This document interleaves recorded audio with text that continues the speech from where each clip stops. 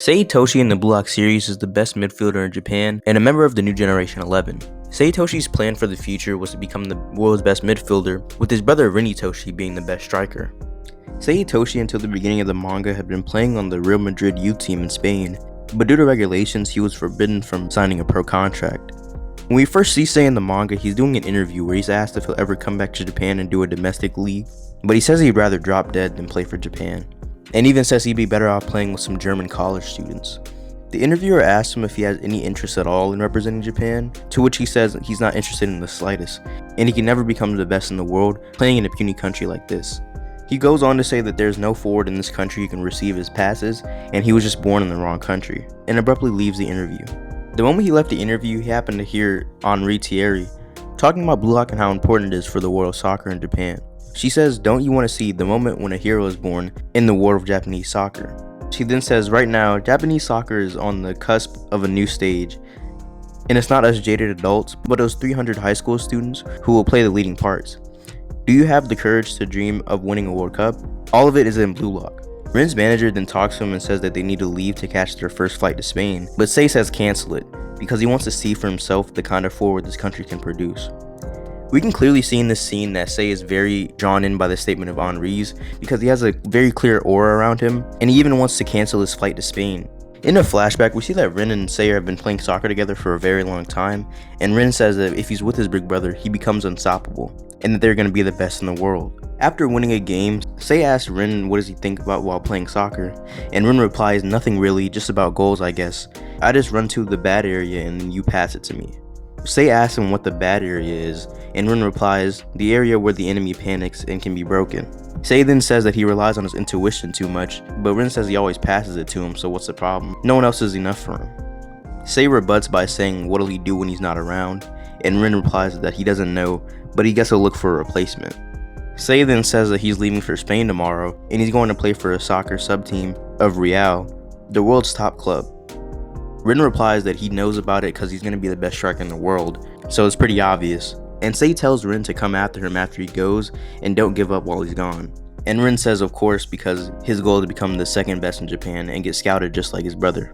And then Sae says that the two of them are going to be the best in the world. After this, Rin sees Sae off and tells him to take care, and Sae leaves with a big smile on his face. After this, we see a match of Rin's, to which he goes through every single one of the defenders, and while doing so, he says that if Big Bro's not around, he'll replace him himself, and questions what he needs to do to get closer to him. And then he says he'll control this constraint, and then he'll make his team the best in Japan, while scoring a goal. After this game, Rin stays in the soccer field and continues training, and he's encountered by Sae, who had came back from Spain. Sae's face visibly seems tired and very worn out, and we see that it's been a whole 4 years since he's seen Rin. He was supposed to come back the following day, but he said he decided to move it up. Rin then tells him that he's seen the news and that he saw that Sae scored a goal in the match, and he calls him awesome, but he says that he also may have lost some weight. Sae then says that it's a big world out there and there are people even more awesome than himself. He goes on to say that he's revised his dream and that he's not going to become the world's best striker, but he's going to become the world's best midfielder. Rin isn't too happy about this and asks him what he's talking about, and he's a striker, right? Anything besides that is meaningless, even if it's the best in the world. Sae tells him to shut up, and that's something an ignorant person would say. But Rin continues and says, "Don't give up like that. Didn't you say that we'd fight together? You told me to become as awesome as you." Sae agrees and says that's why he'll become a midfielder, and Rin will become the world's best striker. But Rin does not want this at all, and says he wants to be the little brother of the world's best striker. He continues to say that he didn't want to see his big brother like this, and that he's not the big brother that he dreamed with.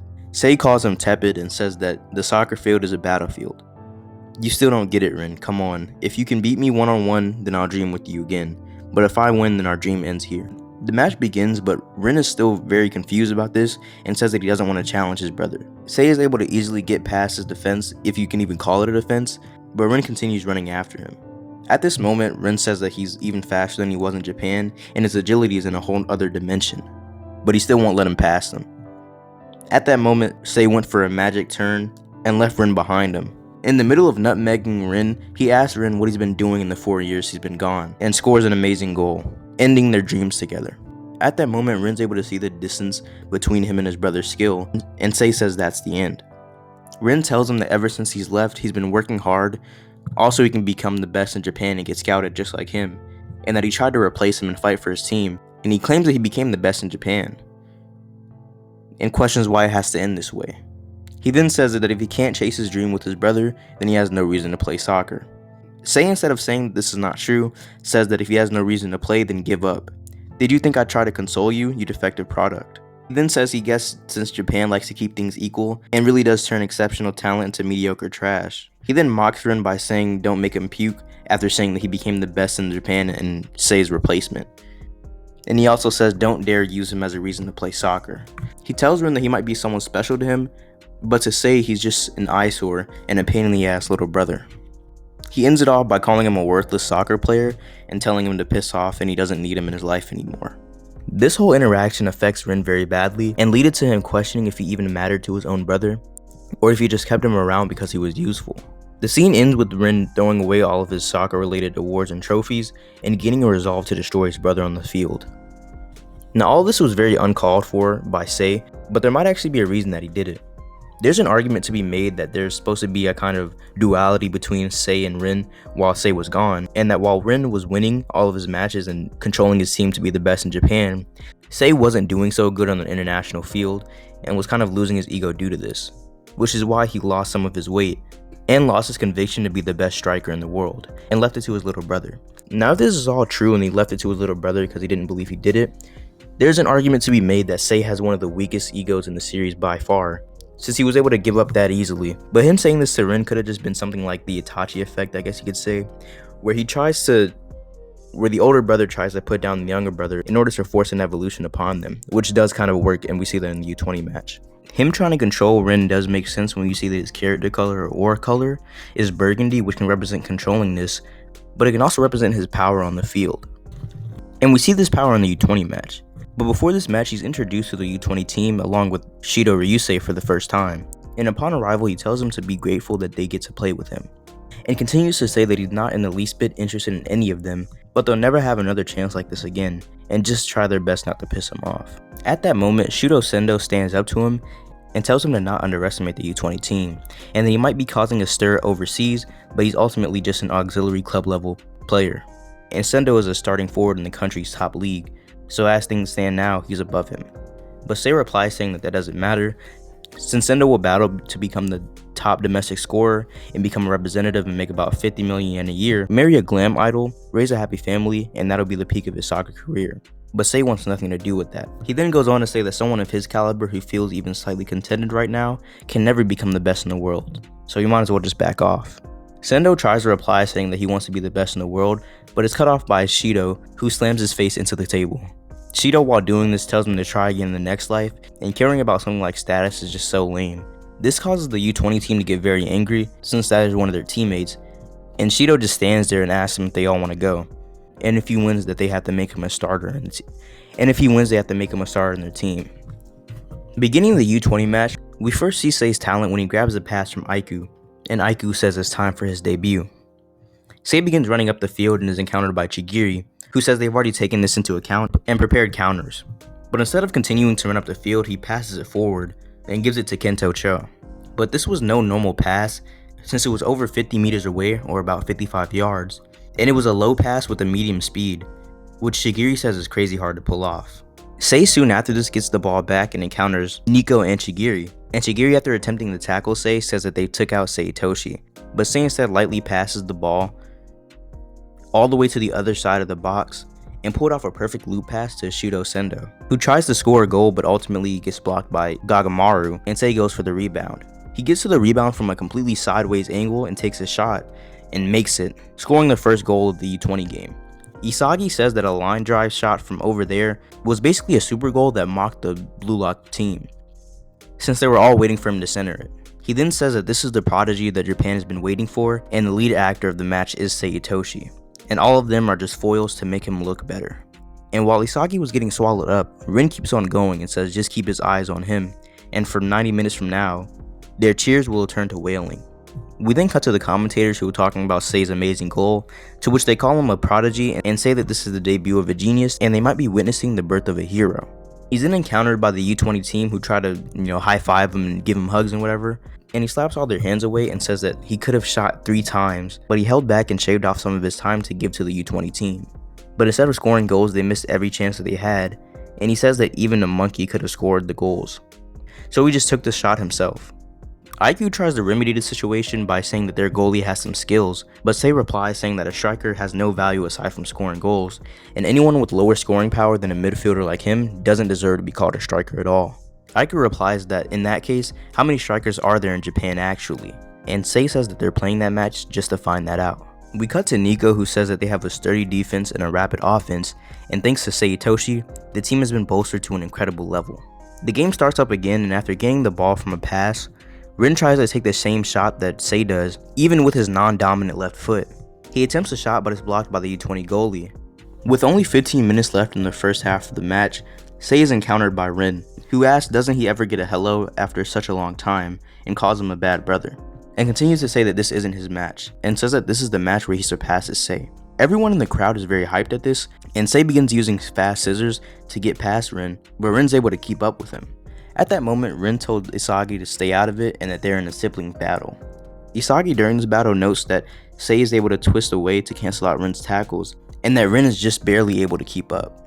Sae then is able to blow past Rin with a nutmeg into a cross elastico, and keeps on going to the other side of the field. At that moment, we cut to Nico, who has a flashback to when Ego explains why he was chosen as his starting center back. The reason he was chosen because he can grasp the field's circumstances, and with his overwhelming reading abilities, he will become Blue Lock's most powerful sensor to catch all the players who are coordinating with Sae Itoshi. He's able to do this perfectly and realizes that Sae's plan is to pass it to Shidou Sendo, and is even able to read his pass perfectly. But he says he'll still be a half step short of where it's going to land. He then says that this pass was a trap, and he's trying to lure Nico out to make him break their formation and easily get behind their lines. But Nico had already noticed this, and he says that he's only pretending to fall for this trap, and before getting to the ball makes a rapid stop. And after Sendo trapped the ball in the air, he kicks it completely away into the grasp of Karasu. It's pretty consistent that people like Nico and maybe sometimes Isagi and Flow State Rin are the only people in this match that are able to match for what they truly are, which shows how much of an amazing playmaker and midfielder he actually is. But Sae's spatial awareness has nothing to play with either, as he's able to see through most of Blue Lock's passes as well. After a while later and a few missed shots from Sendo once again, Sae goes over to him and asks him how many times he's gonna miss, "You idol marrying brat."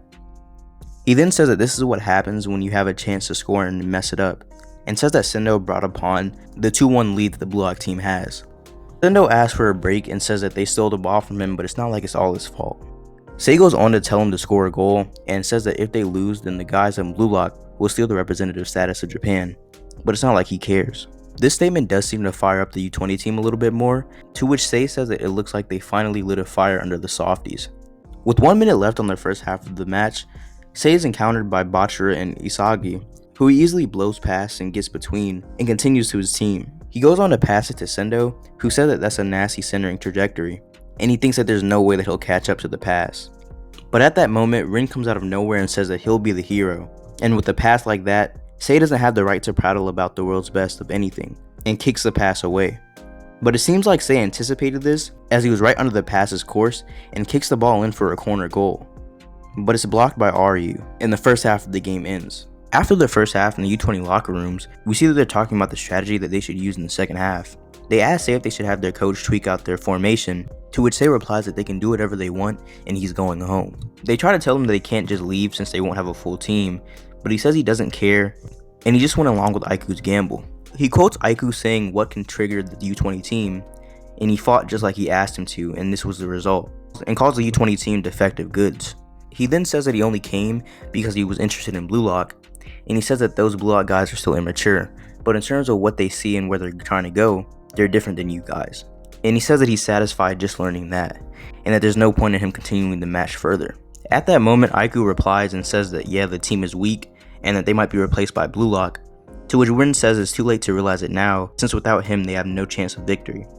But Aiku replies saying that they do indeed, and says that they still have the demon in the wings. We then see that they're going to send out number 13, Ryusei Shidou. Shidou then goes to Rin and says that is having a life form like him around a good enough reason to make him stay. Sae then says fine, and tells Shidou to go wild for him, and that him and Sae are the headliners now. Later on we cut to Ego talking to Henri, to which he says that Shidou can't do much on his own, and it's not like the figurehead coach over there has the guts to use Shidou at his full potential, and that now they'll be able to learn the reason he was selected when nobody in Blue Lock knew how to handle him. and questions what kind of Egoist Sae Itoshi is truly after, and says that the match really starts now. Kickoff begins and Shidou begins blowing past Blue Lock's defenses and takes a pass from Sae from such a narrow trajectory that it normally wouldn't even be visible or achievable.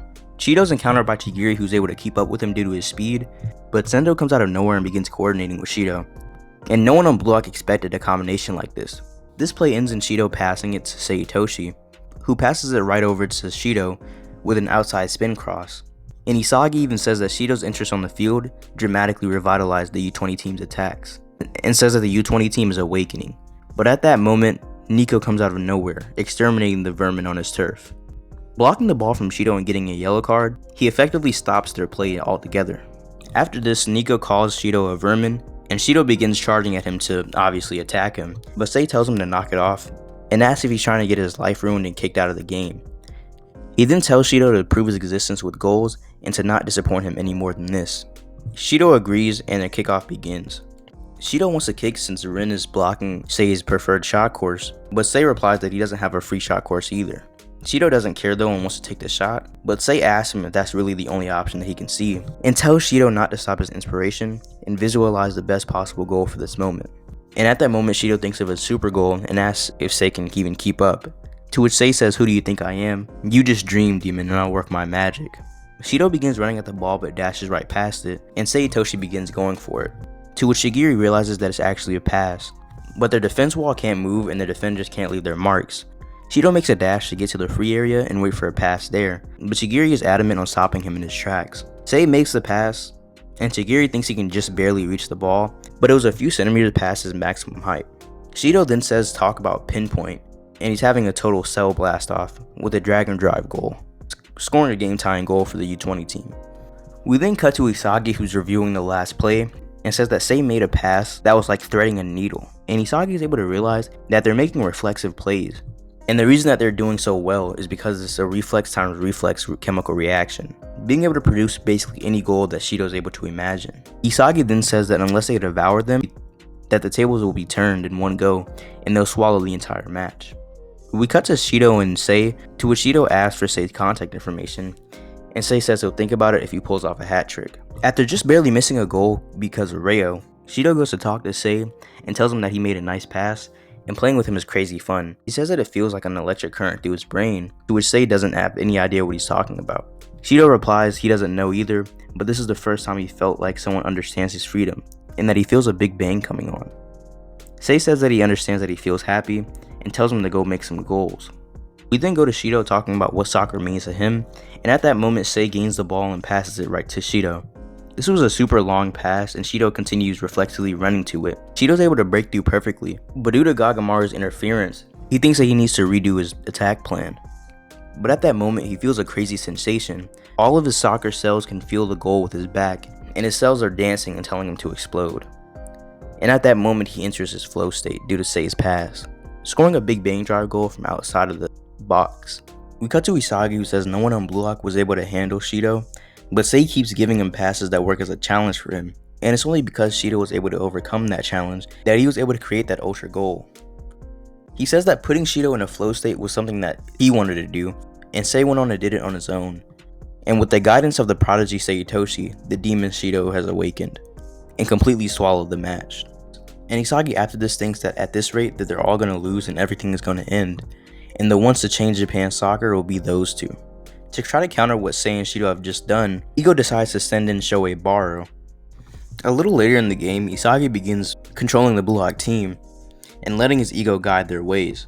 Nagi passes the ball to Isagi, but it's intercepted by Sae, who says that he's surprised that Blue Lock's heart is actually Isagi. Isagi didn't account for this at all since Sae was outside of his field of vision the whole time and took the shortest route to crush the most dangerous points of the field.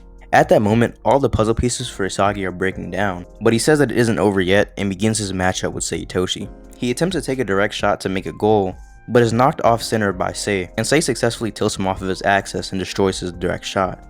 Isagi then realizes that against Sae Itoshi, his weapon is useless. And this is just one instance of Sae Itoshi destroying things beautifully, which is kind of his whole memo.